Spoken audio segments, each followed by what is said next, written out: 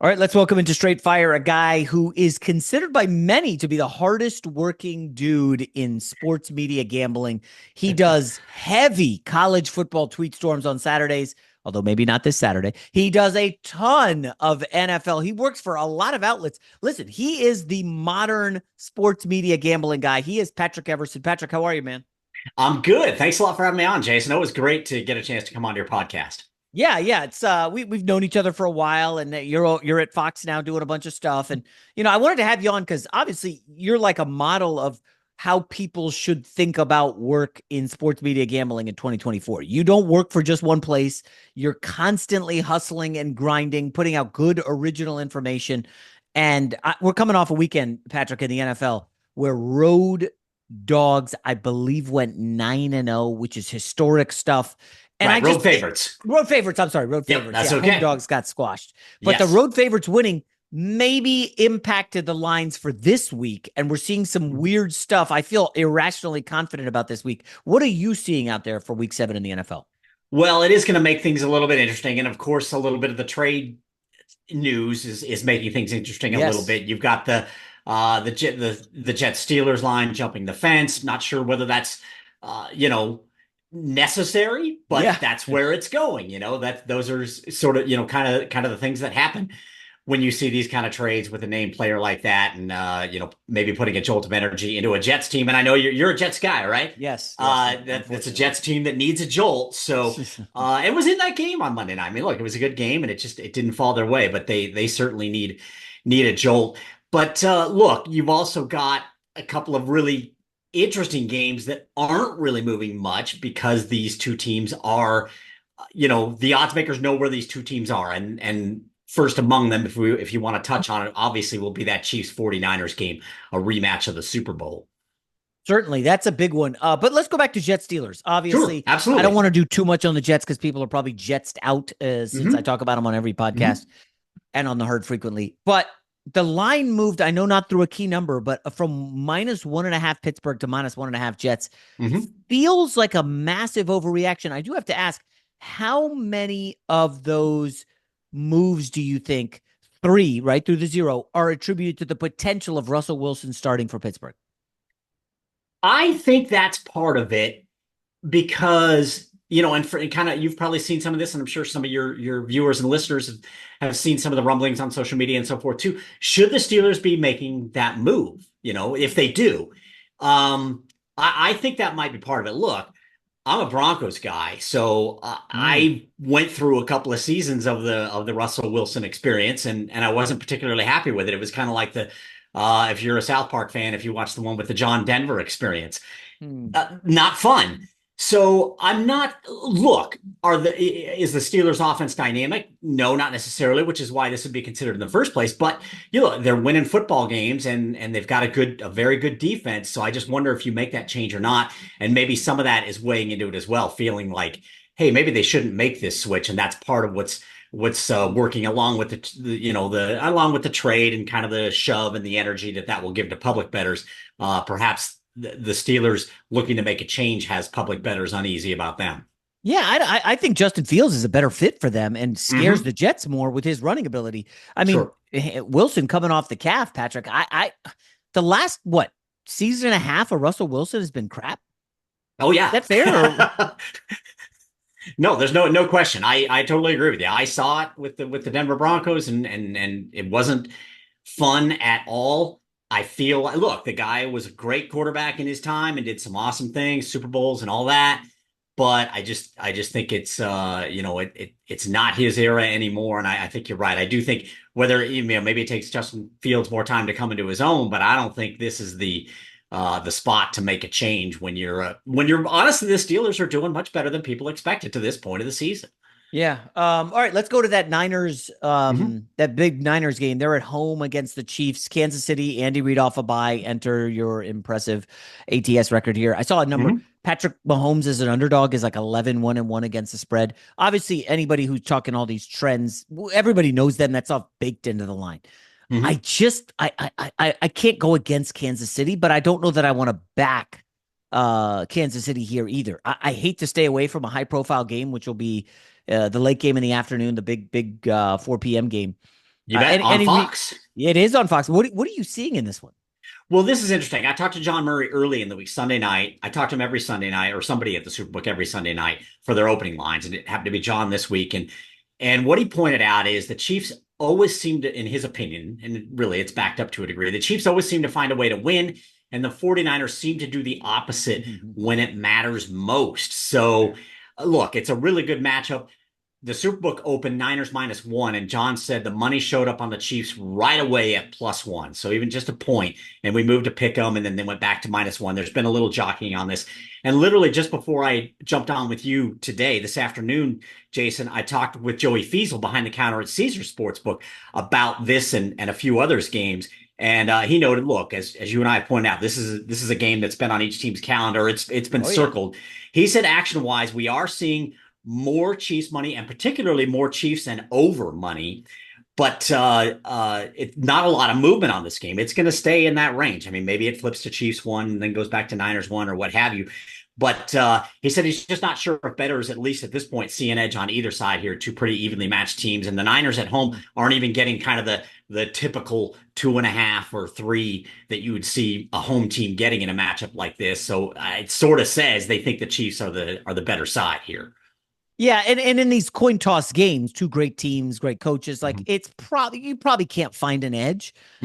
So as gamblers, we're looking to find an edge. And I'm just curious, how much stock do you, having worked in the industry for a while, put in this whole like 78% of the bets are on the Cardinals and 87% of the public is on the Packers? Because we know these lines move and are fluid, and that's not really predictive of anything. But it is an interesting data point. How much stock do you put in that stuff?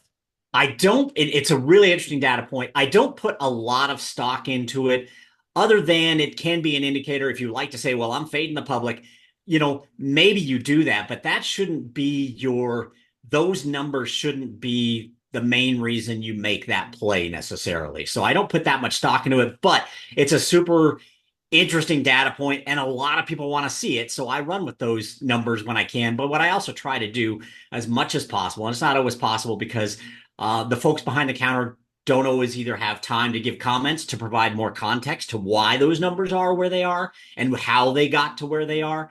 But I try wherever possible to give context to what's going on with why it's a lopsided game, why the public is all over this side, and better still, where the money came in. Because remember, these, as you pointed out, the lines are fluid. You could say, 78% of the money is on the Chiefs in a game where maybe they're a big favorite. This week isn't a good example. But let's say the Chiefs are, 3.5 and they got bet up to 4.5 or whatever, and the line's lopsided. It's worth knowing, okay, where did the money come in? Did the money come in at 3.5? Did it come in at 4? Did it come in at 4.5? These are all important, more important points than how much money or how many tickets is where those tickets and money were bet. Did they get the better of the number? Did they get the worst of the number? So in that same realm, I do see Buffalo getting hammered, obviously. I don't know what you're seeing out there in Vegas, but it looks like this is up to 9 at some spots, maybe headed toward 9.5. And the only team the public's betting here is Buffalo. I'm just curious where you fall. Hey, is the spot not great for Buffalo? Off a big Monday night win. They're not 100% health-wise. They just added Amari Cooper. A lot of newness. Is this maybe a letdown spot? Similar to how Buffalo came into the season with high expectations. And right out of the gate, they were kind of shell-shocked by Arizona for a half and then came back and won. Is this Buffalo or pass for you, or is this no thanks? I think I think it's probably a no thanks. But that said, I do think it's a letdown spot. And again, John Murray, who I spoke with at Superbook earlier in the week, I think this correlates a little bit to what he said about the Lions-Vikings game. He feels like Detroit coming off this, big blowout win against the Dallas Cowboys. It's not quite as comparable because the Bills played a very competitive game against the Jets, but it was a big win under the Monday night spotlight for Buffalo. Felt they needed the win on the road to end a 2-game losing streak. And so not that the Jets didn't need it as well, Jason, but really both teams needed that. John Murray said of the Vikings, he thinks this is a good spot for the Vikings coming off a bye, Lions coming off a big win. You got the Bills coming home off a big win and a short week, by the way. So I do think it is one of those spots where I do think it's going to be a situational play for the sharper set, for the smarter bettors, they're going to take those 9 points with the Titans. That wouldn't surprise me at all. I think it's a good, it's a good analysis. Yeah, it's weird though. The whole spot argument, which has not worked forever, but it's been a tried and true Hmm. logical way to bet in the NFL, among other data points. But Hmm. the spot has not been great this season for a lot of these. Oh, hey, this is the great spot for like the Titans last week, Hmm. coming off a bye, Colts team beat up, and then Titans kind of pooped their pants. Rookie quarterback in Caleb Williams going to London. Rookie quarterbacks have been terrible in London. Hmm. Jags familiarity with London. Jags kind of got right the week prior. The spot was kind of Jags. I think they closed as favorites. Both of Hmm. those failed. I had both in the contest. I don't know. How do you marry the spot versus some of what the numbers say and priors? It's a delicate balance, and that's why that's why the NFL. There's several reasons, but those are two of the reasons why the NFL is so hard to bet. One, the numbers are generally really tight. I mean, there's no more difficult sport to bet on the American sports betting landscape than the NFL because the odds makers are completely dialed into these. At least when you're talking about the spread, the total, the money line, and so forth. Even yeah, sometimes games end up being blowouts and going differently than expected, but generally speaking, it's just so hard to bet. So, but that said, I would, I would lean more toward finding spots such as these, and that's Mm. not to say that I would take the Titans this week, but I might. Than into percentages of tickets on a team, percentage of money on a team. I would be looking more for you can lean more into situational things, or of course injuries or upgrades if you've got trades and so forth, or travel and so forth. That's not that's adversarial for a particular team. That's a Mm. problem for a particular team. Than I would at the Bengals, for instance, this week I'm looking at one sportsbook right now have 79% of early spread tickets and 77% of early spread money. Mm. I don't think I would touch the Browns with No. your money right now, Jason. But Yes. but that said, I would put more emphasis on a spot situation or a key injury or a key upgrade or somebody coming back than I would on the percentages of tickets and money that are on a particular team. Yeah, that Browns game is interesting because they just trade away Amari Cooper, and it's like, oh, Mm-hmm. the ship is sinking. They're unloading anybody, and Mm-hmm. the team stinks. Deshaun Watson, but it's still a divisional matchup, and it's Mm-hmm. still a Bengals team that struggled to cover against the Giants, and a Bengals team that has no defense. I saw at one point, Patrick, last week. I know Deshaun Watson stinks and everybody hates him. At one point in the second half, he was 11 for 11 against the Eagles defense, getting them that cover. I know he wasn't good in the first half, but Mm-hmm. like there's a world where in a divisional matchup, sure the Browns show up here, but like you said, I can't back the freaking Browns. Not with my Exactly. after tax dollars. Come on, man. I worked hard for this money. I Browns, no thanks. Now, one that I do kind of sort of love is Seahawks Falcons. Mm-hmm. It seems like everybody's off Seattle, right? They won their first three, then they've lost three, they're beat up. They got to go face Atlanta, which is allegedly hot, even though, Mm-hmm. let's be real. You drill down on some of the Atlanta stuff, and it's like, oh, wait, they needed a comeback to beat the Bucks. Wait, they beat the Saints on a field goal with like 1 second left. Mm-hmm. And then last week against the Panthers, that was nip and tuck until that bad Andy Dalton pick, and it's like, wait a minute. Seattle has an offense. The Falcons have no pass rush. I think Geno can air it out. So I took the 3 here with Seattle on the road. I know it's an early kickoff. I don't really buy that. Seattle coming off extra time. Mm-hmm. Anything from you on this game? I'm guessing this is not a heavily bet game. It won't be a heavily bet game, but I literally did just get something from one odds maker just before coming on the podcast today. And to your point, Falcons open -3, went to 2.5, then back to 3. And what this odds maker said is the public can't get enough of the Falcons in this spot as they fade the Seahawks. I'm not so sure you should be fading the Seahawks necessarily. I thought they played better than the final score indicated against San Francisco. My opinion. I don't know how you felt about that, but they're definitely heavy on the Falcons. The public is hitting the Falcons as we head toward the weekend here, like in the range of 3-1 tickets and money. But I'm looking at DraftKings numbers as well right now, and it's decent tickets to the Falcons, but money is really close to dead even on the spread. what's kind of interesting is it looks like a lot of customers there. And again, it's early, mid to late week. The money doesn't really come in till Sunday, so this is a small pot. But they're deciding they're opting against the spread and just taking the Falcons on the money line. They're willing to lay that a little bit of minus money, minus price, and take the Falcons on the money line instead. But I don't think the Seahawks are a bad spot here at all. They've had some time to they've gotten an extra few days, which to your point, I think kind of eliminates that whole East Coast kickoff thing. Yeah, it feels like the Falcons are one of those teams where it's like every week their numbers are off kilter. It's not like a 3, a 7. It's like 5 field goals by coup, Yeah. And so they win. They win by 2, but the line was 1 or the line was 2.5, and they don't cover. So I don't really know what to make of Seattle, but I think I like this team. They gotta get healthy, and I haven't seen an injury report yet. The other game that I bet early was the Green Bay Packers against the Texans. And I'm curious, are you seeing anything where it's like a lot of the tickets on X, but a lot of the money on Y? Well, here's one thing that's interesting. Again, just in from one odds maker, and it's it's the early action on the spread is leaning toward the Packers, but it's not heavy. This with this shop, 63% of bets, 58% of money. But what the odds maker told me, he said we've seen sharp play come in on both sides, and he said this is a really high volume game for us so far.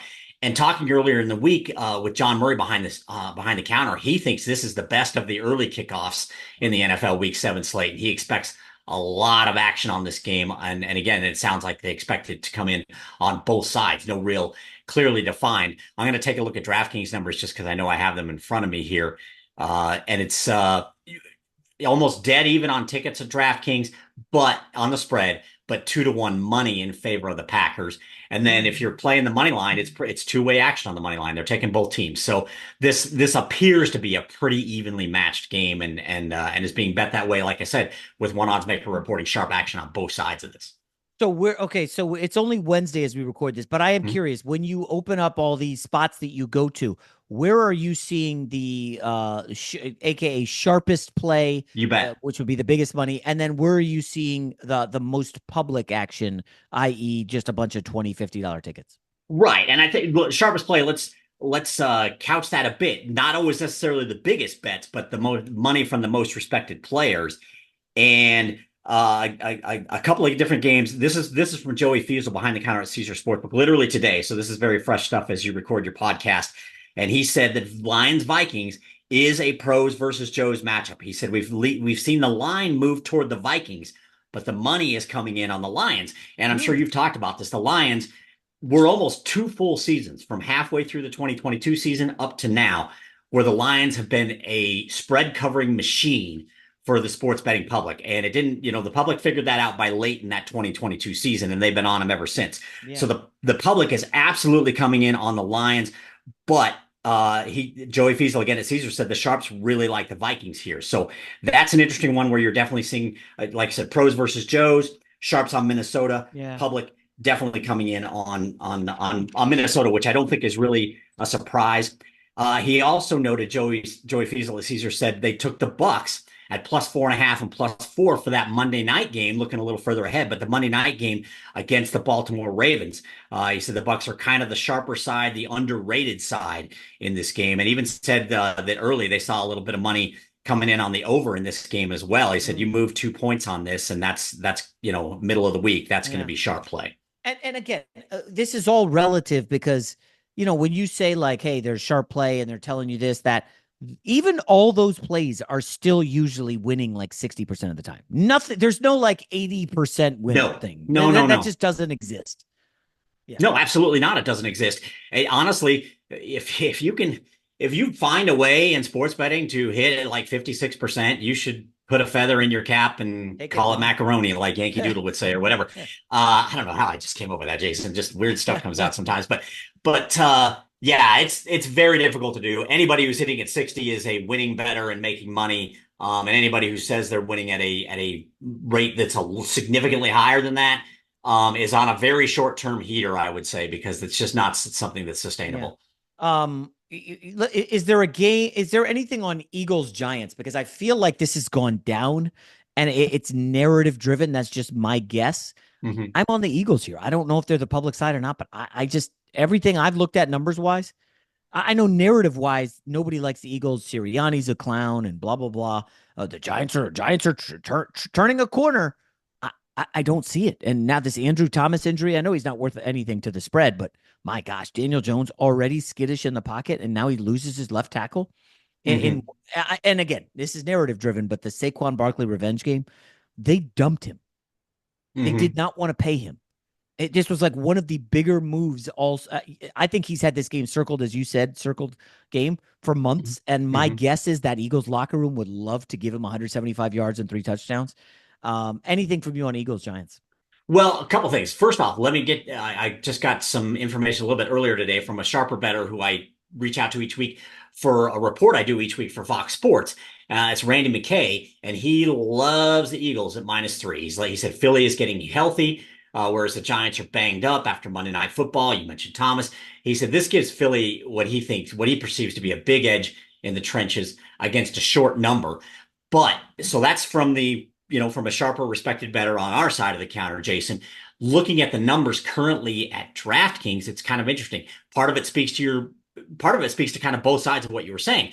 But midweek at DraftKings on the spread, 73% of bets on the Eagles, which I totally see, the public being on the Eagles, and probably more so as we get to the weekend, and Eagles in the money line parlays and all that.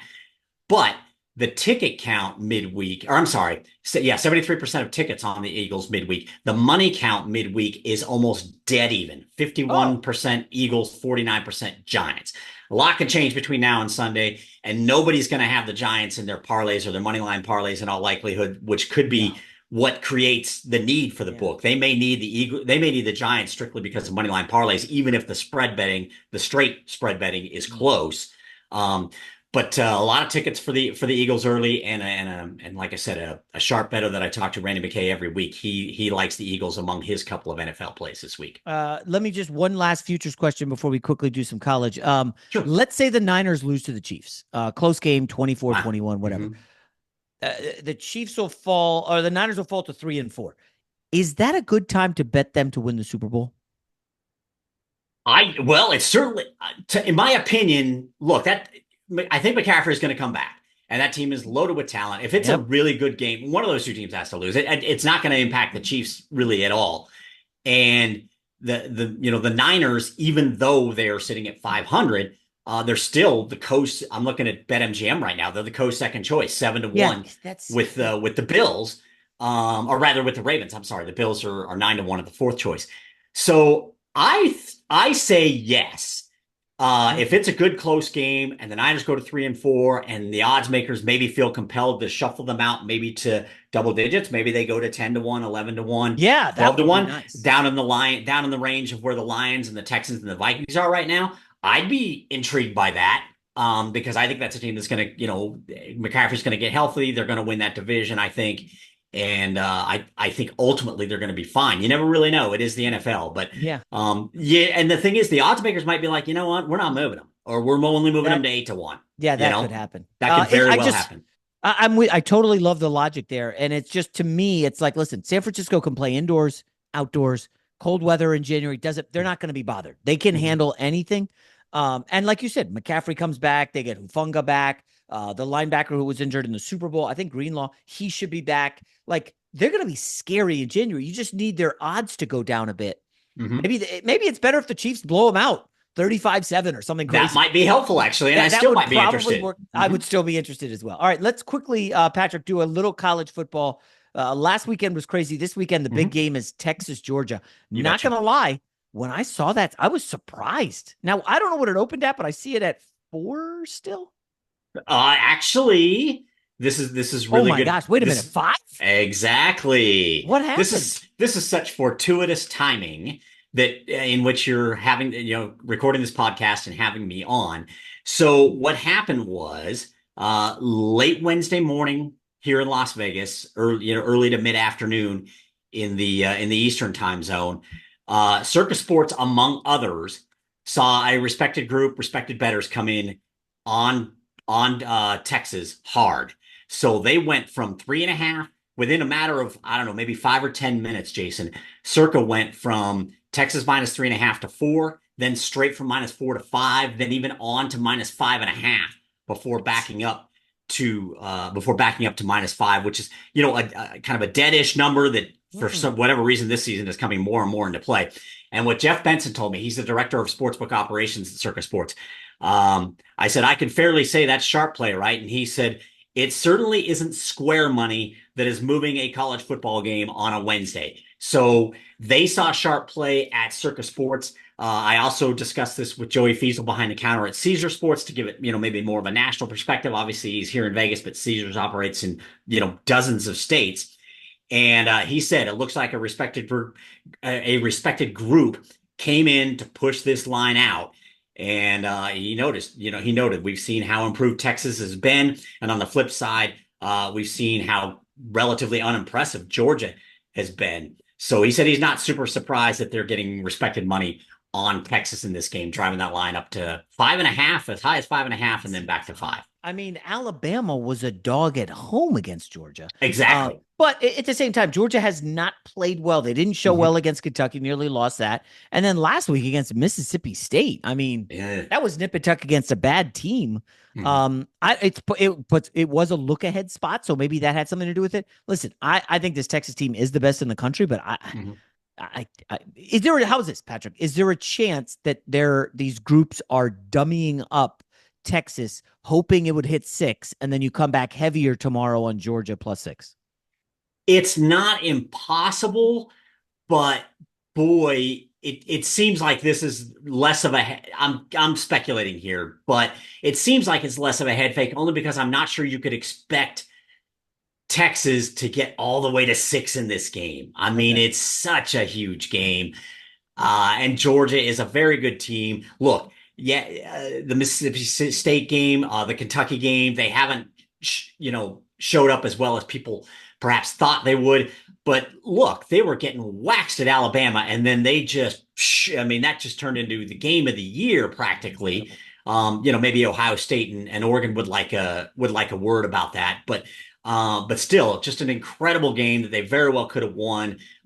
They got kind of a fluky long touchdown pass, and then Alabama comes back and gets their long touchdown pass. So um, I feel like it's less of a head fake here, but we'll know more based on how this goes later in the week. But I think this is legit sharp action, thinking Texas is the side here, and like I said, we'll see more as we get to the weekend. This is going to be a massive game. And last one, Alabama only laying 3 at Tennessee. Tennessee's kind of Mm-hmm. reeling. Alabama did not look good, although it was a trap spot before this big trip to Neyland Stadium in Knoxville.